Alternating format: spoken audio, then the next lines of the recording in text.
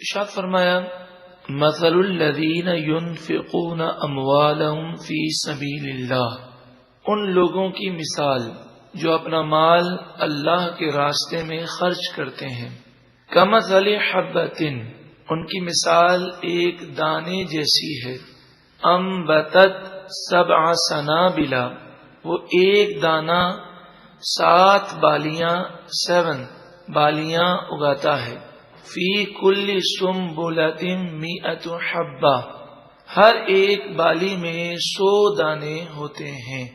ایک دانہ آپ زمین میں بوتے ہیں تو اس سے ایک گندم کا پودا نکلتا ہے، اور جس پر گندم کے دانے لگتے ہیں اسے بالی کہتے ہیں۔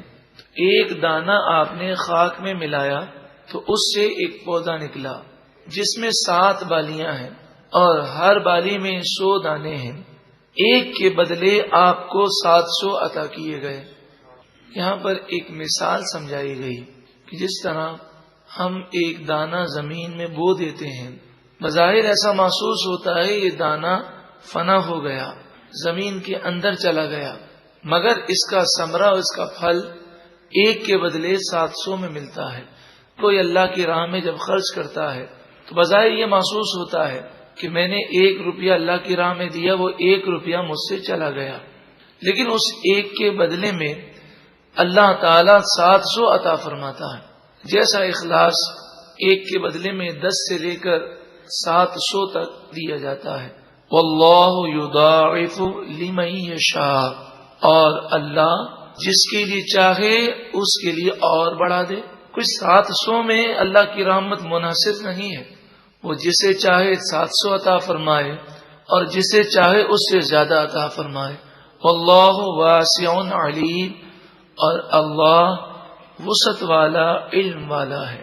الذین ينفقون اموالهم فی سبیل اللہ، وہ لوگ جو اپنا مال اللہ کے راستے میں خرچ کرتے ہیں، ثم پھر لا یتبعون ما انفقوا منا ولا اذى، اللہ کی راہ میں خرچ کرتے ہیں، پھر خرچ کرنے کے بعد احسان نہیں جتلاتے اور کسی کو ستاتے نہیں ہیں، تکلیف نہیں دیتے، ان لوگوں کے لیے یہ فضیلت بیان ہوئی۔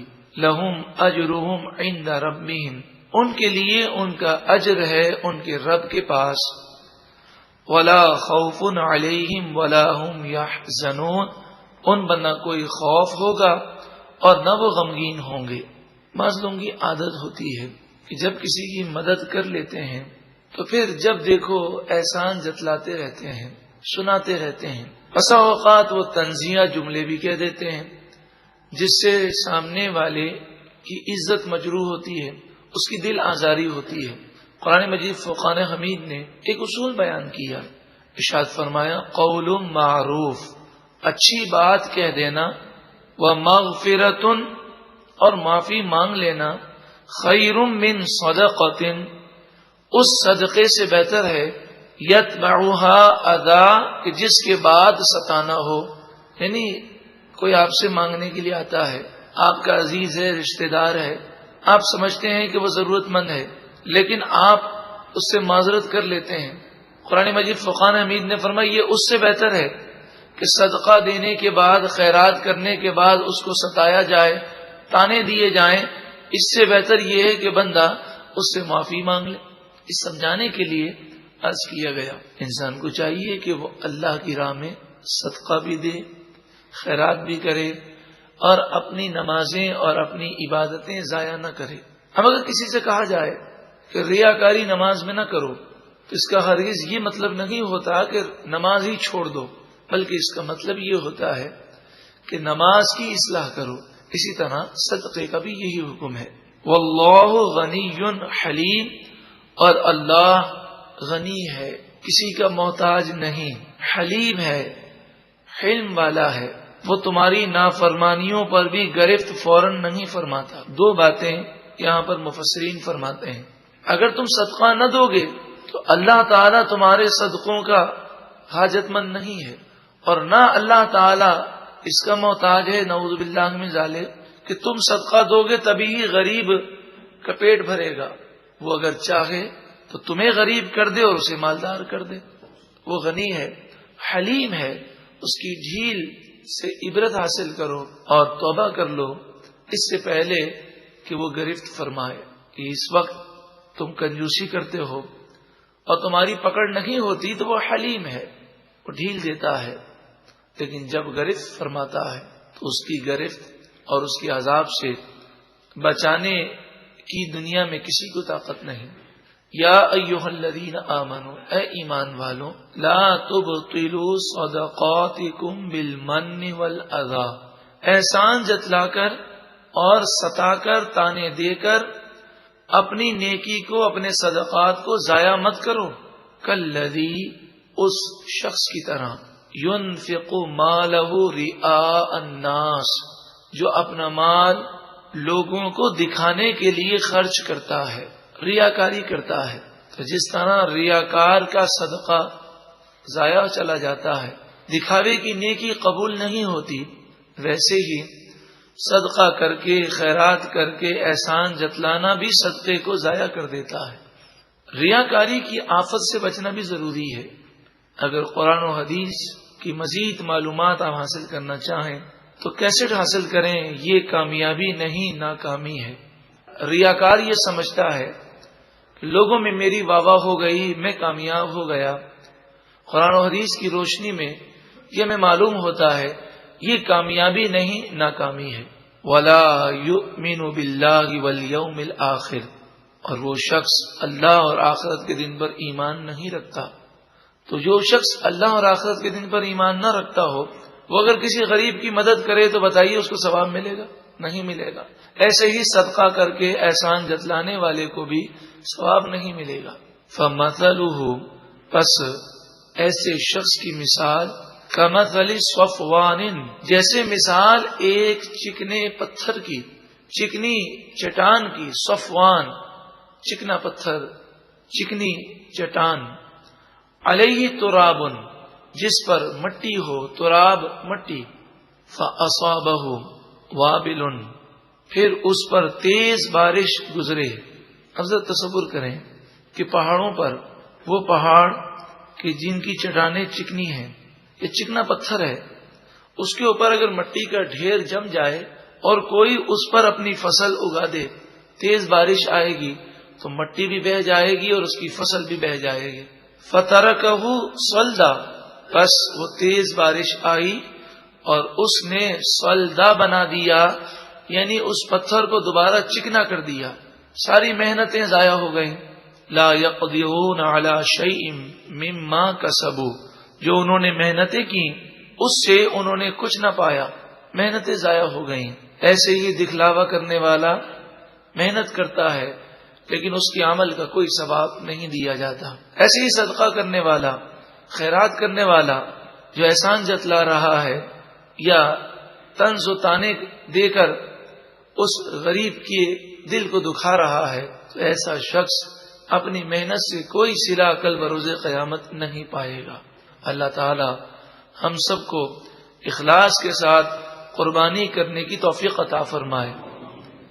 اس میں بھی ریاکاری اور دکھلاوا بہت زیادہ ہوتا ہے. ہم کسی فرد مخصوص پر بدگمانی تو نہیں کر سکتے، لیکن ہمیں خود اپنے دل کا جائزہ لینا ہے کہ اگر ہم مہنگا جانور لے کر آتے ہیں اور اگر لوگ تعریف نہ کریں تو تعریف سننے کی اگر خواہش ہے اور دل میں یہ تمنا ہے کہ لوگ واہ واہ کریں تو پھر سمجھ جائیے کہ اس قربانی کی رقم ہماری ضائع ہو گئی. دل میں یہ تمنا نہیں ہونی چاہیے کہ لوگ واہ واہ کریں. اور بسا اوقات تو لوگ ایسا بھی کرتے ہیں کہ قربانی کے جانور کو کھڑا کر دیتے ہیں اور جو بھی آتا ہے اس سے بار بار پوچھتے ہیں کہ جانور کیسا ہے. اب انما الاعمال بالنیات، اعمال کا دار و مدار نیتوں پر ہے، لیکن پوچھنے کی بسا اوقات یہ نیت بھی ہوتی ہے کہ تعریف سننے کی خواہش دل میں اچھل لگی ہوتی ہے. اب آپ جانتے ہیں کسی سے بھی آپ پوچھیں میں جانور کیسا لے کر آیا ہوں تو ہر کوئی تعریف ہی کرے گا اور اس سے انسان اپنے دل میں پھولتا ہے.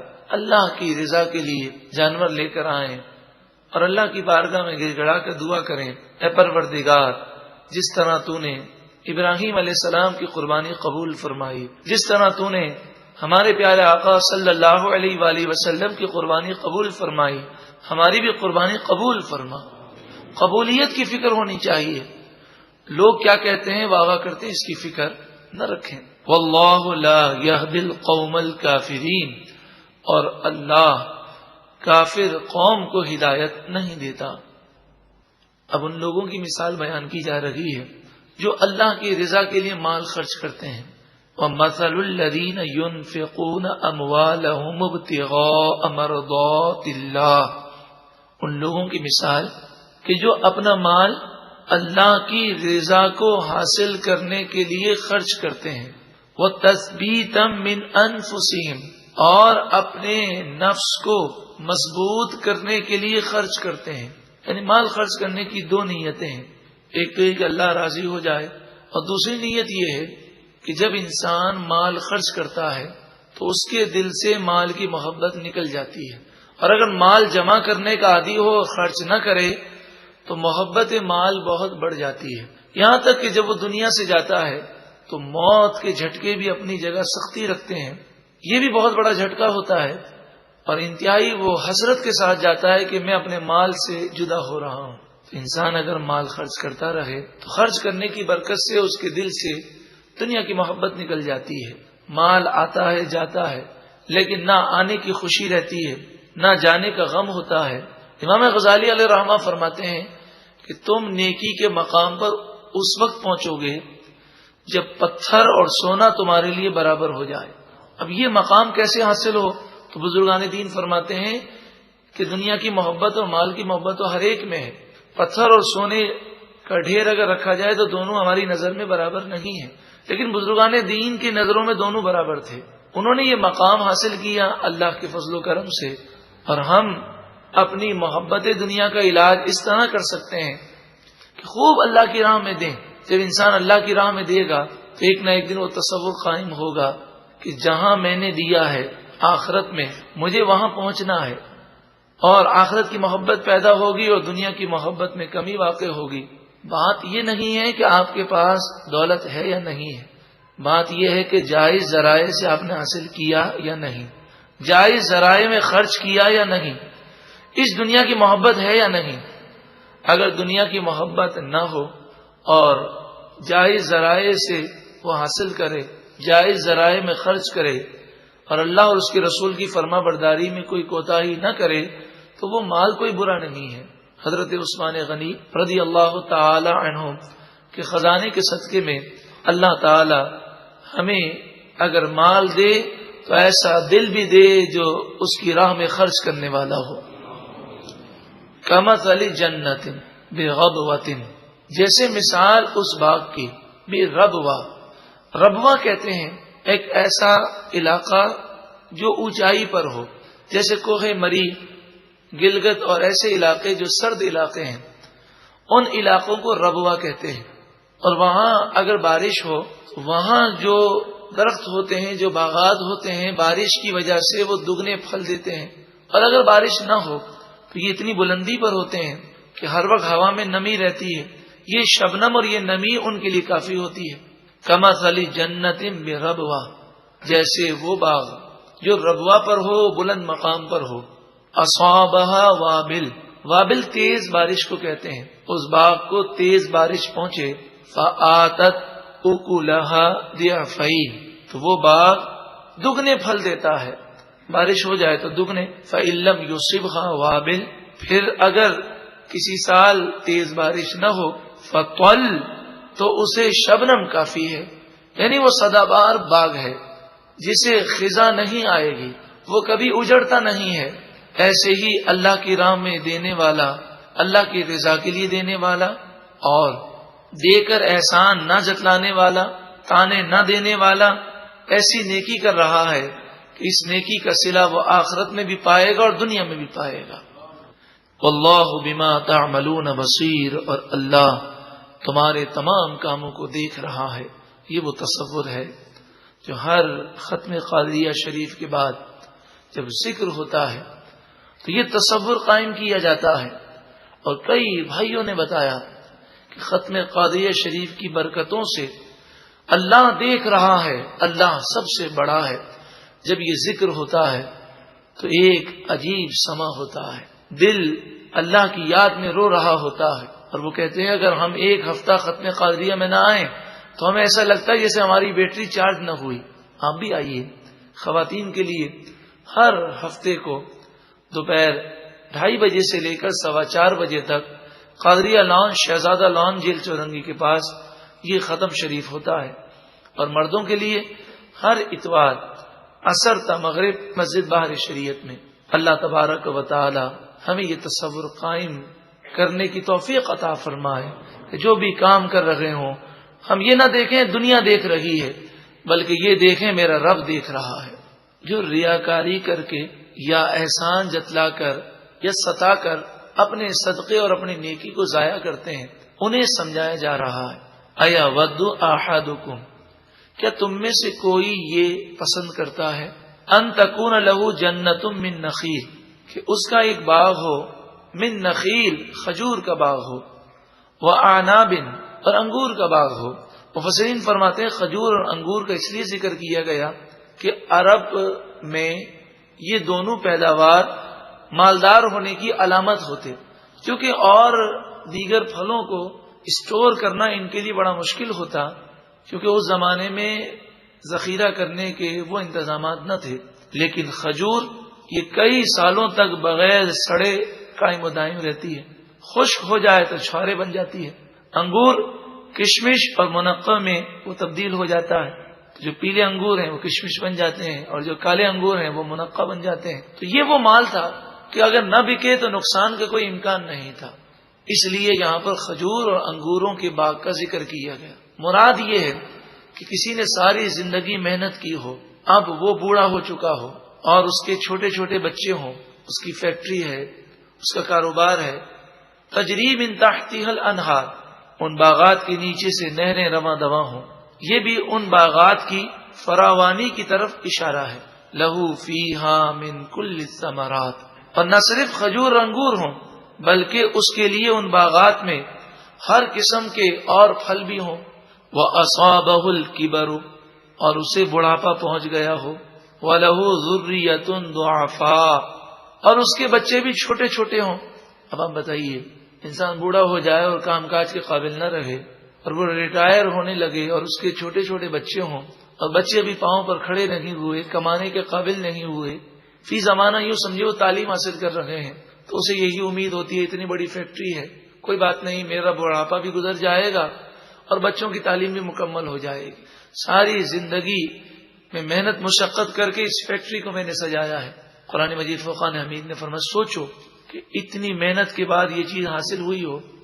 فَأَصَابَهَا إِعْصَارٌ فِيهِ نَارٌ، پھر آگ کا بگولا، آگ کے شعلے اس باغ کو پہنچ جائیں، فَاحْتَرَقَتْ، اور وہ آگ کے شعلے اس باغ کو جلا دیں، تو بتاؤ اس کا کیا افسوس کا عالم ہوگا۔ ساری زندگی نیکیاں کی، اب وہ وقت تھا کہ بروز قیامت جب لوگ نفسی نفسی کر رہے ہیں، سورج 1.25 میل پر ہے، آگ برسا رہا ہے، زمین تانبے کی ہے، جسم پر لباس نہیں، لوگ پسینے میں ڈبکیاں کھا رہے ہیں، عرش الہی کے سائے کے علاوہ کوئی سایہ نہیں۔ اس وقت ایک امید تھی کہ میں نے نیکیاں کی ہیں، نامہ اعمال کھلے اور وہ دیکھے کہ اس کی نیکیوں کو ریاکاری نے تباہ کر دیا ہے، اس کے صدقے کو احسان جتلانے نے اور ستانے نے، طنز اور تانا کرنے نے تباہ کر دیا۔ نبی کریم صلی اللہ علیہ وآلہ وسلم فرماتے ہیں جانتے ہو مفلس کون ہے؟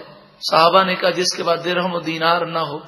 فرمایا نہیں، میری امت کا مفلس وہ شخص ہوگا جو نیکیاں لے کر آئے گا مگر لوگوں کے حقوق اس نے ضائع کیے ہوں گے اور لوگ اس کی نیکیاں لے جائیں گے۔